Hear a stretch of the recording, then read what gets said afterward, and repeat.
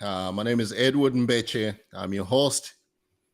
And today we have Kyle Gillette. Kyle Gillette, right? Gillette? Just like the razor. Just like there is. We about to get some free Gillette from Kyle. Probably not related, right? And are you related to the Gillette company? I'm not. Nope. Nope. Yeah, probably. Of course, you're not gonna say you're related because you don't want to give some free Gillette. Yeah. Hey, if I had it, I'd give it to you. No problem, man. Yeah, yeah. Thank you so much for taking the time to chat with me. Were you growing up? Did people you know, just kind of tease you about your last name and everything? Yeah, I was. Razor was a name. Every once in a while, that would bounce around. I'd play with it myself, but I say the best a man can get, and I don't know if that's a compliment or an insult because that's Gillette's Yeah, tagline. yeah. I don't know if they are still using it, right? I Yeah, don't know. that was one for a long time, so I'm not Yeah. sure. So, have you ever visited the company? Be like, hey guys, my name is Gillette. Can I Yeah, get something? yeah, hook me up here. No, but when I was 18, I got a free razor. And I don't know if it was because a bunch of 18-year-old men got a razor or if it was my Yeah. last name, but I got a free razor in the mail. So that was cool. That's awesome. Let's do this, Kyle. I know we're gonna have an awesome conversation, and I know just without maybe just a little bit for people to know, Kyle is a founder and CEO of Sage Mindset Coaching. So we're gonna learn a lot of stuff about like what Kyle does to help other entrepreneurs and just people in general, right? So Kyle, let's do this. Can you give like a background, like where you grew up, and and even like we were just talking a little bit from getting maybe teased when you were a little kid about your last name, or did you have fun with it and the kind of stuff? Where did you grow up, my friend? Yeah, so I grew up in California by Fresno. Some people Fresno. are familiar with Fresno, Yep, and I Fresno. grew up. Yep. Yeah, I grew up on an orange farm, Hmm. and I lived there till I was 18 and went off to college. But I realized when I was probably 17 that farming wasn't for me. I did the work with my dad, and I loved working with my dad and Yeah. all that, but it wasn't for me. So I Yeah. went off to college to study kinesiology, which is exercise science or physical therapy, and ended up really loving the subject and the people part of it, but not necessarily physical therapy. So then at the end of my senior year of college, I still was lost and confused as to Mhm. what to do Mhm. with my future. And I remember talking to my parents on the phone and sitting at a big desk. There's this makeshift desk that I had made with an old Dell, the old Dell monitors, big old CRT monitors. So I had that Yeah. in front of me, and I'm talking to my parents, and I'm telling them, "Hey, I think it was a whole, it's like 10 or 8 units behind in school, and then I was 30 pounds overweight, and I had happened to go for a hike with my friends Mhm. and got covered in poison oak. So from my Oh, ankles to my neck, I had ouch. poison oak all over me, Ouch. and I decided to take a leak too. So I had it in other areas that aren't the best to have. Oh, that So it hurts. was this microcosm of like Yeah. disaster of my life. Oh my gosh. Yeah, yeah. That's And horrible. yeah, it was Mhm. rough. And I just remember sitting in that executive chair. I had this cool high back executive chair Mhm. and being far behind in school, way overweight, itching like crazy and feeling like a loser and not knowing what to do, super stressed Yeah. because within just a few months I'd be out of school. Mm. So my parents, they tried to comfort me, whatever they said. But a couple weeks later, a buddy of mine called me and said, "Hey, there's this opening at this men's mentoring program that I think you might be interested in." And I said, "Okay, Mentoring program, you're saying? Yeah. yeah, Okay. yeah." And I said, "Okay, well, tell me about it." So he told me it's for these guys that are off track in life. They're 18 to 25 years old, and they're needing to get traction. And Yeah. so I said, "Well, okay, well, I'll check it out." Mhm. But as I step into that opportunity to go to the interview, I'm thinking I'm such a hypocrite. I'm all screwed up and off track in life. How can I help these guys? And so Yeah. there's a lot more to that story, but I'll stop there. But that's the very beginning of what ultimately turns into Sage Mindset Coaching. But that's the very beginning of it all. Wow. Okay. Okay. I was thinking about like you calling your parents for advice. Like I'm thinking like your father might be like, no, man, we don't want to talk to you. You run away from this farm, family business. But of Yeah, course, yeah, of that course, was a then. tough decision. That Yeah. was that was tough, and it really, when it really hit ahead was when my wife and I decided to move from where we lived after I graduated college to Yeah. come up to the Pacific Northwest. So that was tough because that was really giving up on working for the business, for my family business, because I could have still at that point. I could have just moved back to the Central Valley of California, started my life as a farmer with my dad, and it would have been great. Like my dad and I get along great, but it wasn't for me. Yeah. Yeah. But back to the mentoring program, I remember driving up onto the property, and it's a 20-acre property, rolling green hills, and they supported, the way the program was supported was a dog pet resort.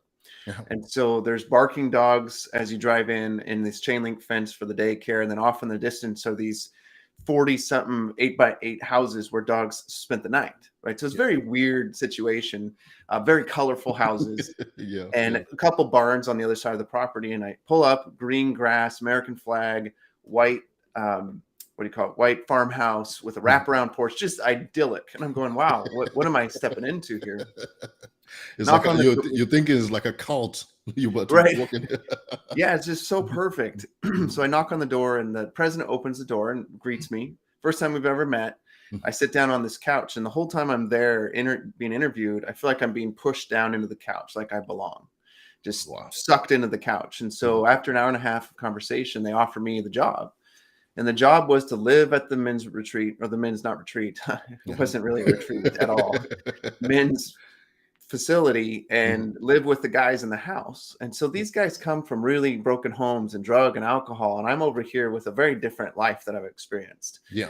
And feeling like an imposter, feeling way out of place, but knowing I'm supposed to say yes, because I felt like, honestly, I felt like God was saying, stay here. This is your spot. So I did. I joined the program and then did that and a couple other jobs. And I was there for almost 10 years. And so it really became the beginning of the mentorship that I needed to ultimately start this business.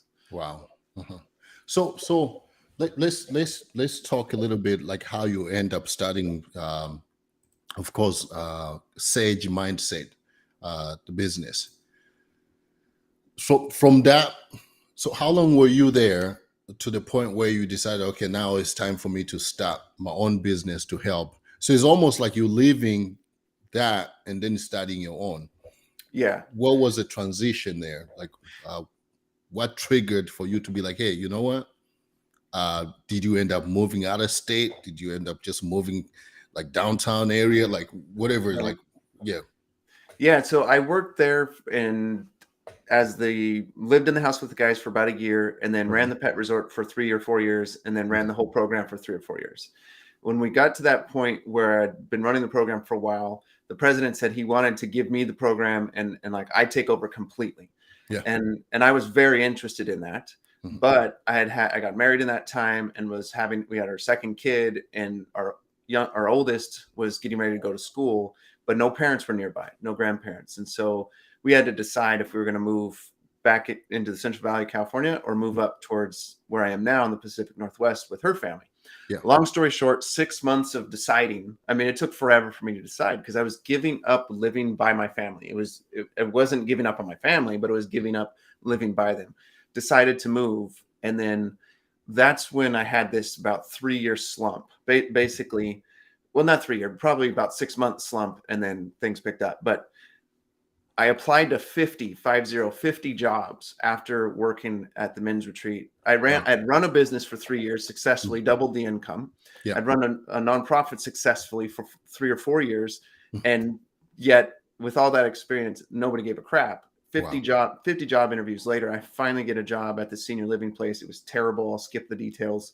Yeah. And got another job after applying for another 40 because I have all the records of it. Jeez. Yeah. So 40 job applications later, I start working at this church in HR. And that's when I get exposed to personality assessments and go, oh, wait a second, there's something to this. And then I got exposed to John Maxwell. I don't know if you're familiar with John Maxwell or not, but yeah, I heard of it. Yeah. Yeah. Okay. So I got exposed to him and took the coaching program, got certified, and realized that I could take my experience with people in the personal training industry, because I'd run a business in that during all that window as well.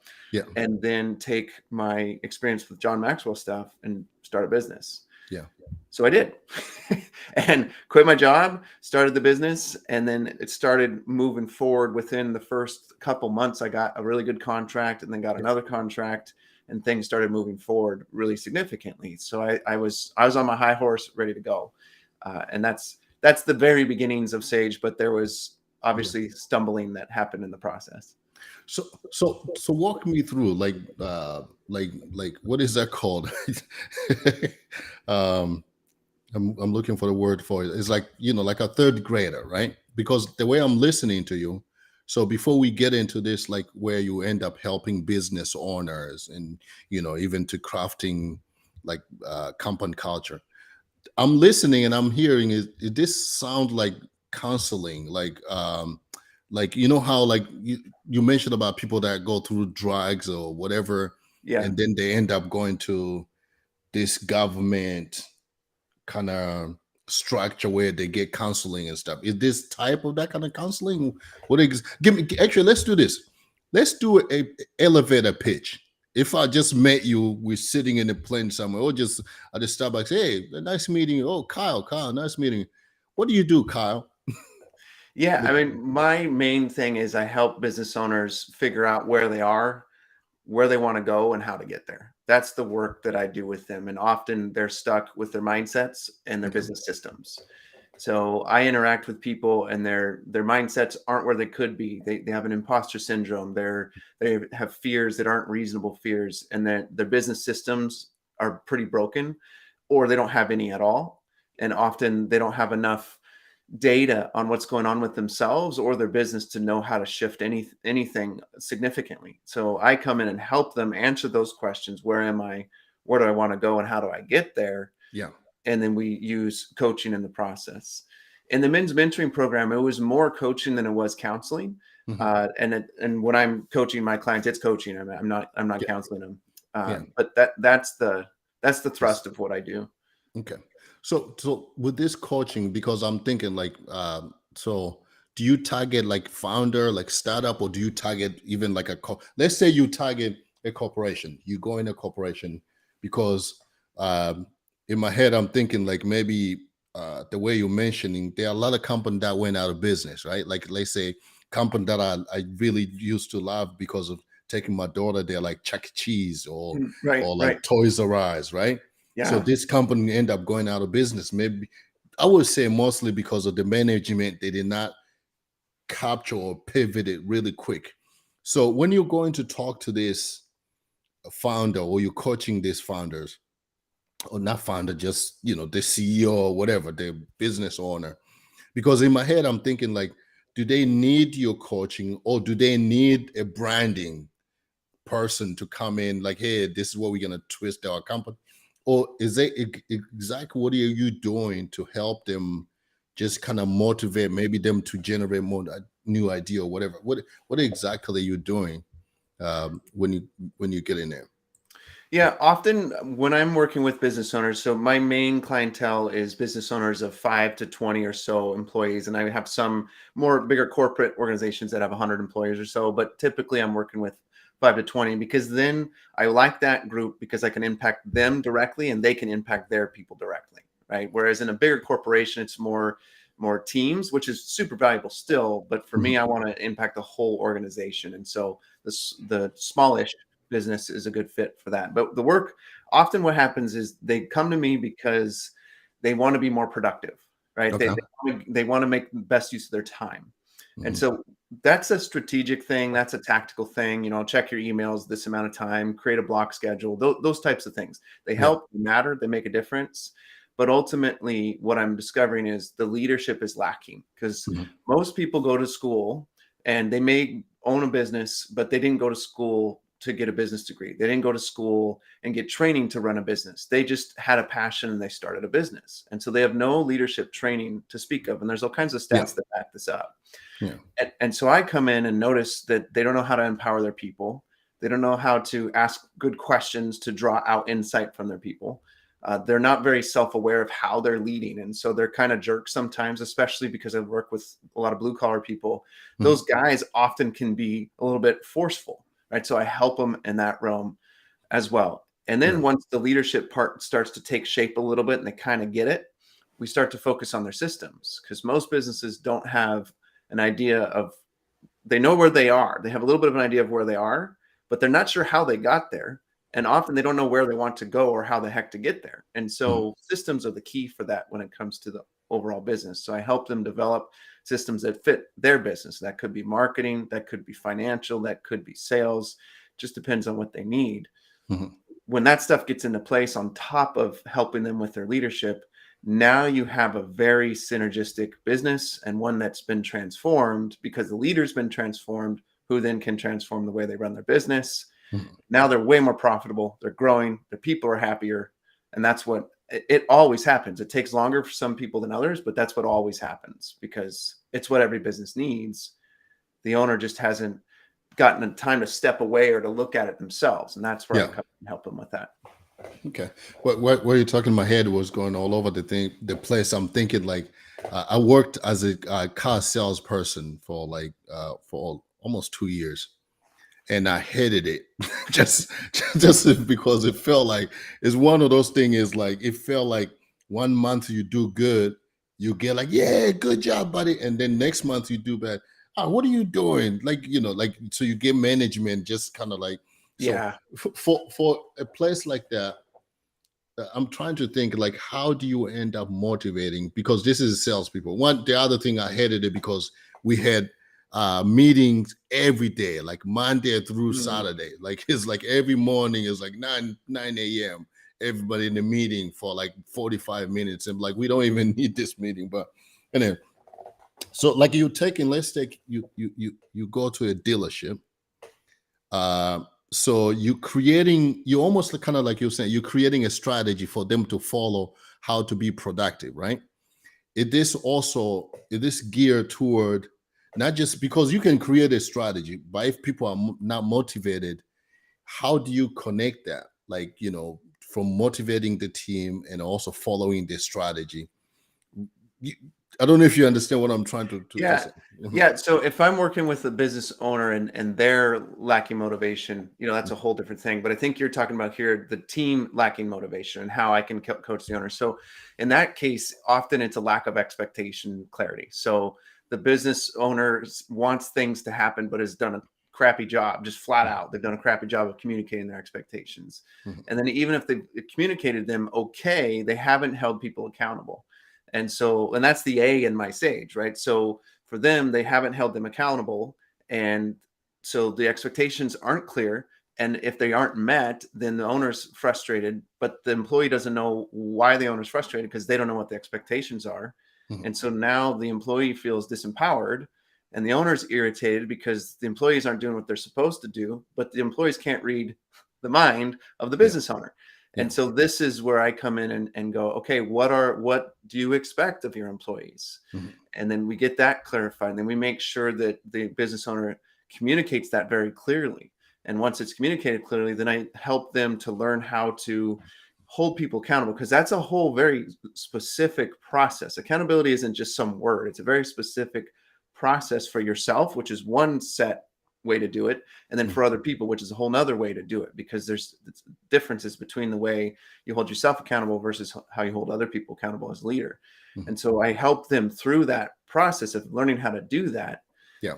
And then as a result, they learn how to ask proper questions of their employees to help them think for themselves and Mhm. to resolve problems themselves and to be proactive. But until expectations are clear and accountability is embedded in the culture, Yeah. the employees are going to suffer, and you're going to have a revolving door. I Yeah. work with a eye doctor that's like that. Yeah. He hasn't clarified expectations and he hasn't empowered his team enough, and so it's a revolving door of employees coming in and out. Yeah. But we're fixing it, and he's got a new team, and that team's not going away Yeah. because expectations are clear and accountability is being established. Okay. So that would be a starting point, and most likely the starting point. But is this also because I'm thinking like, yeah, you can have this set goals or like expectation, right? But also I feel like it's so big. You can set the expectation and goals, but also again, people are still maybe not happy because of the way they're being compensated. Yep. maybe the company culture, maybe. So like when you get in, like how are you trying to merge those from the expectation, company culture, pay structures, for just to be really find a balance, like, right? Because you can be like, okay, this is the expectation, this is the goals, crap, like, by crappy pays, or Yeah. good pays by crappy company culture. Like how do you get in there? And it this, like, when you're talking about also, is this maybe this is the second question. When you get in the company say, hey, Kyle, we need sage mindset, right? Coaching. Do you go in there for like, okay, guys, I'm here to create this for 1 month, 6 months, 1 year? Is it like maybe just like, okay, 1 month I disappear and then I check on you maybe a year later? Like, let's Yep. do that so I don't keep going. So Yeah, at you least you got it. can answer. Mhm. So I'll explain Sage, and then I'll answer your first and second question. Yeah. So when it comes to let's see, hang on, let me write a note real quick. So when it comes to Yeah. Sage, Go ahead. Mhm. Sage is four things, and it stands for self-awareness. Mhm. So the framework in which I work with my clients is I help them and their employees become more self-aware. My direct work is with the business owner, but in the process, I help the employees as well to become more self-aware. Often I have the business owner and all the employees take a personality assessment, and we dive into those results. With Mhm. every one of them, I talk about the results and help them become more self-aware. And then I do that even more deeply with the business owner. Then the A, so if self-awareness is the foundation to your leadership house, accountability is the nails that hold your leadership house together. And so I teach the team, but primarily the business owner, how to keep themselves accountable and keep other people accountable. Mhm. Some of that's philosophy and some of that is tactics, like using your calendar, creating a to-do list, using a digital to-do list, and you creating a board for yourself, and not that official technical board, but more of like an advisory board that you can go to. And then the growth part is, does your team and does the leader have a growth mindset? And then the leadership house metaphor, that is the walls and the roof. And if the team or the leader doesn't have a growth mindset, then the work that I do with them in coaching is to help them shift into that, shift their mindsets towards that direction. And then empowerment is the windows and doors of the leadership house. So that's where people can see into the leadership and want to join that leader and join that team. And then it's also where the leader empowers their employees so much so that they go, wait, I'm not a fit for this business anymore. I want to start my own or do my own thing. And that Yeah. leader says, awesome, go for it. Because they're confident in bringing in other people and being able to still raise a great team. Mhm. So that's the framework. That's your leadership house. Foundation of self-awareness. Accountability is the nails that holds it together. Growth is the walls and the roof, and empowerment is the windows and doors. So that's how I come at it from a framework perspective. When it comes to the time and the commitment from me and from them, my goal isn't to give them a strategy.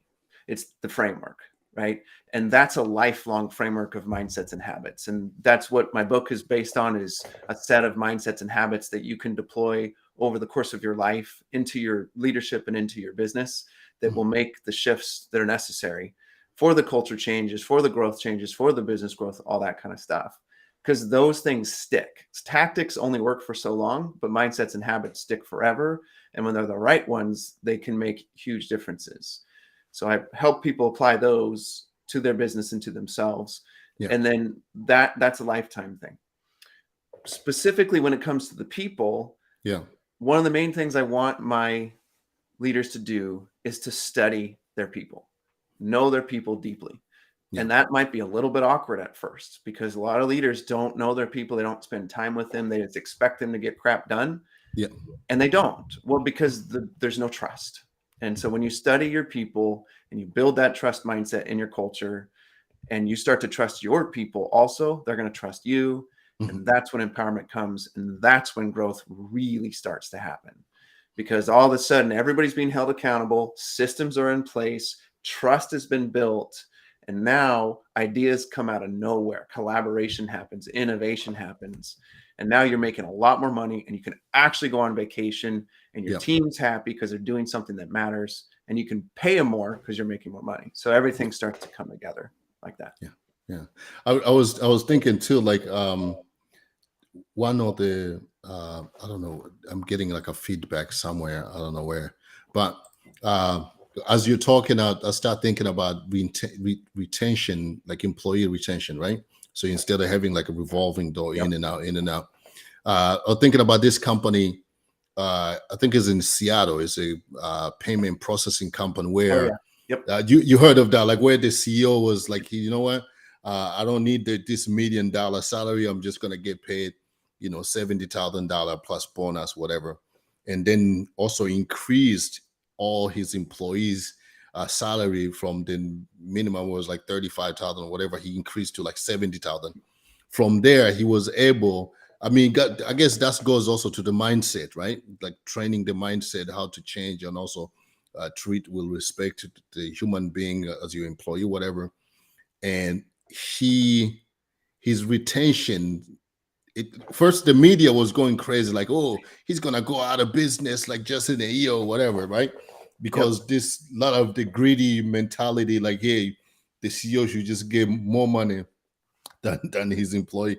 So, but from there, is like he was able to increase to 70,000. That's the minimum for anyone who comes in. He was able to keep all the employee. They stayed longer, and then you in a way where the employee, where it is like, so now they know more about the company.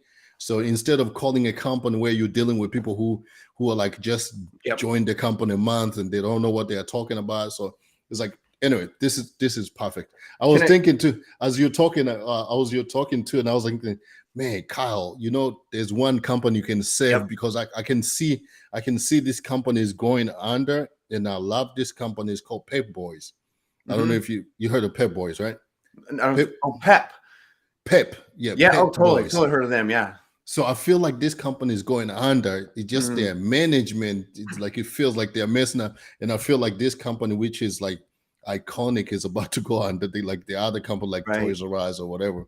But I was like, we should send Kyle there, talk to the manager. Hey, man, for sure. And the thing is, these processes are scalable, so they can work Yeah, with a really, really large company yeah, to make it work. It's department by department ultimately in that scenario. yeah, But to that company, mhm. for whatever reason, I can't remember the name of the company off the top of Yeah, my head. yeah. I can't remember either. Yeah. But I write about it in my book, and what he does is he decides to pay everyone $70,000 or more. So the Mhm. minimum salary is 70,000, and then what happens is he does that, and everybody's like, "You're saying, oh, this is going to be a disaster. You're going to go Yep, bankrupt." Well, yep, then COVID hits, right? COVID hits, and they're pretty screwed. yep, And the story goes that after COVID hits, he has 4 months of money saved up to pay his team. So yeah, he's like really in a bad spot. yep. And what ends up happening is he's already made the salary changes, and the employees forego their salary. And they basically loan the money back to the To, business so the to the bit. business can stay open. So they float the business I can't remember how long, but they float it for a while, Uh-huh. and then they get through COVID and they 5x their revenue from the previous successful year. And then what he does is he pays them all back, bonuses them, and then everybody's still there. And then what do? They work Yep, together yep, to buy him a Tesla as a gift, as a thank you. And they surprise him with a Tesla. yep, So this shift saved his business from going yep. bankrupt, Mhm. and him being completely screwed, and him Mhm. screwing so many different people because Yep. of all the employees. Instead, everybody collaborated and created wonderful new idea of what business does that? What Yep. business Yep. has employees that would be willing to loan the business money to float it? That's Yep. crazy. And But stay happy with the company. Yep. Yep. this Yeah. is what's possible when you empower teams in beautiful ways like he did. And I've seen people stick around with my clients longer than they should because they're trusting that their leader is going to step it up and turn it around. They take lower pay because Yeah. they're trusting that the employer is going to turn things around, and it's worked out for them very well. Yeah. And it's a beautiful thing to see because you're people talk about HR, right? And people forget that the H in HR is human.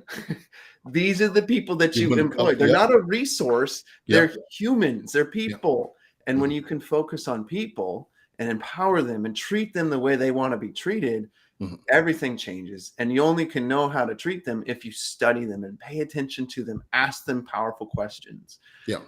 And then you're going to have a successful business. It may not be billions of dollars, but I guarantee you're going to go home happy. You're going to go home happy, and so are your employees. And I guess like it goes into, like you're saying, like treating your employee as an asset instead of a liability, right? A lot of companies just treat their employee like a liability instead of an asset. And also, like you say, like you're right. Like some company, the horrible relationship they have with employees, because it's more like transactional, right? Yeah. So it's like if this guy, when he went through pandemic, and probably a lot of company went through pandemic, they saw like, hey guys, we can now afford to pay you guys, and people, they're like, oh, I'm gone, right? Like right there, it was a time for them to be like, oh, I'm gone. I don't need to discuss with you how what's going to turn around, whatever, and they left the company. And which, like, if this guy, a lot of people can take his mindset or his company culture, and probably can be a lot of good company out there. Yeah. But also I was thinking, the more you're talking about like creating this idea of trying to know your employees, right? Getting to know people either by asking questions or whatever. But then there's a thin line between like trying to get feedback to know them, and also just invading their privacy. Sure. How do you balance that? That's a great question, and it's actually fairly simple, because employees come to you all the time with problems, right? They come to you, and often before I start working with a leader, Joe will come to him and say, "Hey, we've got this problem on the tractor, or problem in the computer, whatever it is." They come to them, and so then what does the business owner do? Well, this is what you should do, A, B, C, right? And then the employee takes that, turns around, and goes and solves it. I was working with I have a school administrator. She runs 2 different schools, and they're private schools. And we were talking about this, and I gave her the metaphor that it's like your people come to you, and they're puppies. Okay, so I'm not trying to be insulting, but they're like puppies, and they start pawing on your leg, asking for a treat.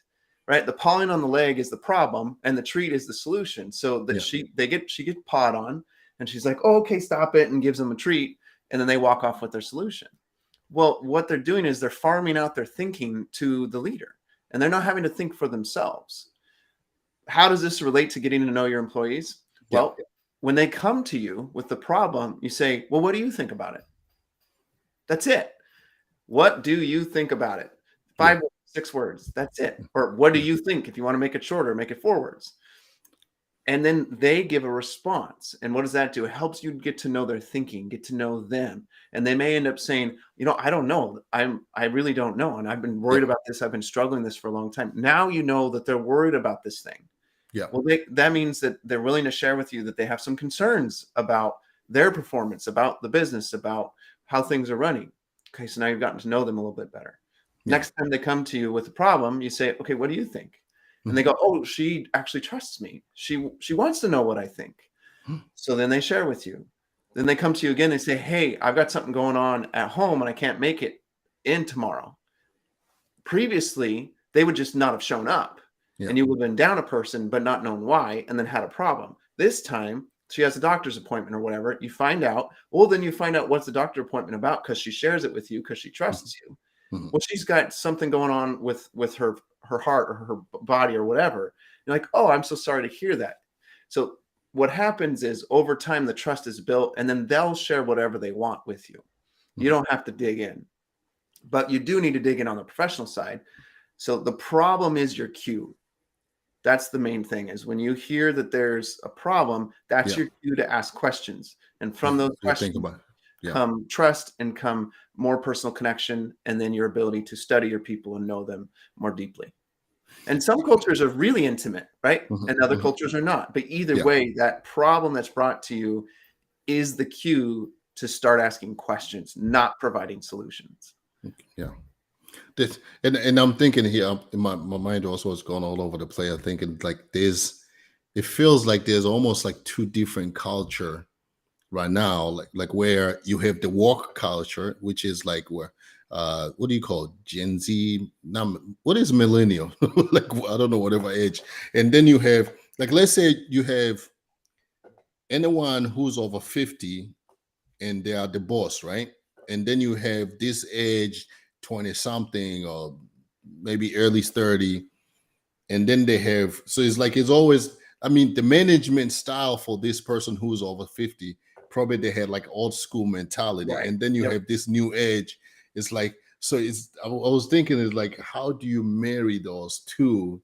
But again, like the way you're saying, like it start with the top, kind of having them to change their mindset. And it's Well, man, to answer your this question super practically, one of the mhm, one of the things that I was talking to my coaching client yesterday about is he wanted to do reviews mhm, on his team, and he wants to switch it to quarterly because he wants to be more on top of what's going on with them and allowing them to know what the heck's going on with them and getting their feedback, etc. And I suggested that he uses 4 questions to help him with that. And this, I believe, is a way to bridge the gap between generations. It's just very straightforward, very basic, but it's also a way that you can leverage this in meetings. You can leverage these 4 questions in so many different ways, but yeah, it's actually an acronym, and it's CORA, CORA. mhm, And the C is for communication. And the question, there's all kinds of different questions you can ask, but the basic question is what needs to be communicated here, right? Or what communication are we not doing a good job with? yeah, Any type of question about communication started with the word what will create awesome dialogue mhm, between the Gen X, let's call it, and Gen Z, right? Or Gen X and millennials. mhm, The next is O. What are the obstacles that are in the way of us working really well together? Or what are the obstacles in the way of us performing this project well or achieving this goal? Great collaboration again. yeah, R is the resources. What resources do you need as an employee to achieve your job? What resources do you have that could be improved? Right? Bridging that gap again, communicating very well and knowing what they need and what you can provide. And then the A is all the way back to the accountability. What accountability is necessary here? And that's up to the leader to yeah, establish that and follow up on it. But you use Cora and you can plug that into meetings. You can plug that into reviews. You can plug that into just a lot of different contexts. And it's a very practical way to bridge gaps in communication, bridge gaps in the business in general, in systems yeah. as well. All right. You mentioned a book. What is that book, and who is that book for? Is it for the management, for the CEO, for everyone? What is that book, and what's the name, and how can people find the book? Yeah, it's called Sage Leadership, a Sage. four-part, yep, a Mhm. four-part framework for becoming a people first leader. So it's for business owners that want to focus on making their business better through people. And the way Mhm. that you do that is through the mindsets and habits, some of which I've talked about today, but Okay. leveraging very specific mindsets and very specific habits to build up your leadership and then ultimately build up your team. And it's available for pre-order on my website, and I can give you that website. It's a Yes. book. It's book.sagemindset.com, and you can Mhm. get the book there. But it's primarily for those business owners that they realize that people are an asset, Okay. or they Yeah. want to shift into that, but they're not sure how. Yeah. That's who I help, and often these business owners have flatlined in their business Mhm. and they know that they're not growing themselves, or maybe they are but their business isn't growing and they're confused as to why. This book will help you get through it because it's very practical, full of stories, full of fables and metaphors and stuff like that to get it really to stick into your brain so that it's a little bit more automatic to apply the mindsets and habits of a sage leader. Can people find it? Like, if they can't remember the name, can they find it by googling your name, by searching your name, Kyle Razorblade? Kyle, Kyle Gillette. Sorry, guys. Kyle I'm Razor messing. Gillette. Not yet, Kyle not yet. It's going to Gillette. be on Mhm. Amazon on November 1st. So if this Oh, posts perfect. after Mhm. November 1st, then they'll be able to find it through Amazon, and otherwise they can find it on my website and that specific website link I shared with you. Okay. Is there like a link also on sagemindset.com for the Yes. book? Okay, Yes. perfect. Perfect. How can people find you before we go, my friend? Yeah, I'm on all the socials pretty much. But Mhm, if you want to follow me and get some good tips, go to TikTok. I've mhm, got it's leadership sage. That's mhm, my username, and then also I'm on LinkedIn. I put all kinds of stuff there mhm. as well. So just look up Kyle Gillette, no razor in the middle of it, just my name. No, that was just for me messing up with him. Yeah, And Kyle then Gillette. Yeah. of course, I love to network with people and have conversations with them. My goal is always to figure out some way to serve them on the call. So go to my website and you can schedule a free discovery call with me, and we'll chat about what's going on with your business and what's going on with you and see where it goes. Yeah, this is awesome. Thank you so much, Kyle, for being just an awesome guest for the headliners. I really appreciate for just adding value to the people, man. This is awesome. Thanks again. Thank you.